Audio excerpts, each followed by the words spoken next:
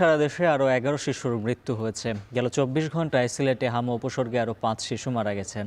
বরিশালে ও ভোলায় একজন করে আরও 2 জনের মৃত্যুর খবর পাওয়া গেছে। শুধু সিলেট জেলায় পর্যন্ত হামে আক্রান্তের সংখ্যা 1576 জন। হামে মোট মৃত্যুর সংখ্যা 42 জন। হামের প্রকোপ বৃদ্ধি পাওয়ায় অতিরিক্ত রোগীর চাপে বেড না পেয়ে অনেকেরই ঠাঁই হচ্ছে হাসপাতালের মেঝেতে। নিউমোনিয়া, হার্ট ফেইলিওর, ব্রঙ্কাইটিস সহ বিভিন্ন জটিলতায় ভুগছে শিশুরা। তবে চিকিৎসকদের দাবি, হাম প্রতিরোধে প্রয়োজনীয় সব ব্যবস্থা নেওয়া হচ্ছে, বাড়ানো হচ্ছে সেবার পরিসর।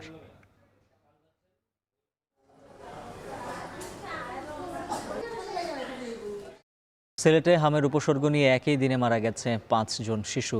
এ নিয়ে বিভাগে মৃত্যুর সংখ্যা দাঁড়ালো 47 জনে। বিস্তারিত জানাতে যুক্ত আছেন সহকর্মী সন্দীপন শুভ। শুভ, জানাবেন হাসপাতালের এখন কি পরিস্থিতি, চিকিৎসকরা কি বলছেন?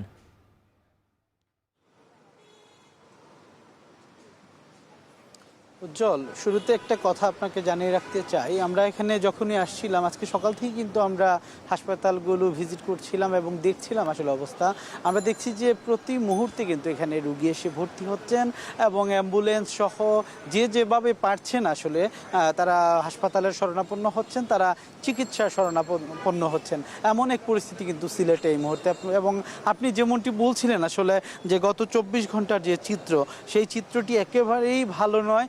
সিলেটের কিন্তু আরও পাঁচটি 1 বছরের কম বয়সী শিশু কিন্তু মৃত্যুর কোলে ঢলে পড়েছেন হামের উপসর্গ নিয়ে। এবং আমি যদি বলি, এই 5 শিশুর মধ্যে সিলেট, সুনামগঞ্জ এবং হবিগঞ্জের শিশুরা রয়েছেন। এবং আমি যেখানে অবস্থান করছি, সিলেট শহীদ শামসুদ্দিন আহমদ হাসপাতাল, এখানে 2 জন রোগী মারা গেছেন। পাশাপাশি Sylhet MAG Osmani medical college হাসপাতালে কিন্তু 2 জন রোগী মারা গেছেন। এবং সুনামগঞ্জের 250 শয্যার যে জেলা হাসপাতাল, সেখানে কিন্তু 1 জন শিশু মৃত্যুবরণ করেছে। সব কিছু মিলিয়ে 5 জন কিন্তু মৃত্যুর কোলে ঢলে পড়েছে এবং সব মিলিয়ে 47 জন কিন্তু এ পর্যন্ত রোগীর মৃত্যু হয়েছে হামের উপসর্গ নিয়ে, যাদের বেশিরভাগের বয়স 1 বছরের কম। এবং আমি যে বিষয়টি লক্ষ্য করেছি যে আসলে সিলেটে যত সময় গড়াচ্ছে ততই কিন্তু পরিস্থিতি খারাপের দিকে যাচ্ছে এবং হামাক্রান্ত রোগীর সংখ্যা কিন্তু বেড়েই চলছে। এবং আমি যদি আপনাকে একটা তথ্য জানিয়ে রাখি, যেখানে 5টি পেডিয়াট্রিক আইসিইউ দিয়ে শুরু হয়েছিল হাম সেবা, সেখানে এখন 34টি আইসিইউ খোলা হয়েছে। তারপরে কিন্তু রোগী সামাল দেওয়া সম্ভব হচ্ছে না। এই যে হাসপাতাল, এই হাসপাতালে 100টি বেড রয়েছে, আজকে কিন্তু পরিপূর্ণ হয়ে গেছে রোগীতে। এবং এখন যারা আসবে তারা কিন্তু বেড শেয়ার করা ছাড়া বা বেড ভাগাভাগি করা ছাড়া কোনো উপায় নেই। এইরকম একটা ভয়ঙ্কর পরিস্থিতি কিন্তু সিলেটে বিদ্যমান রয়েছে। তো এই ছিল আমার কাছে সিলেট শহীদ শামসুদ্দিন আহমদ হাসপাতাল থেকে হাম রোগীর সর্বশেষ খবর।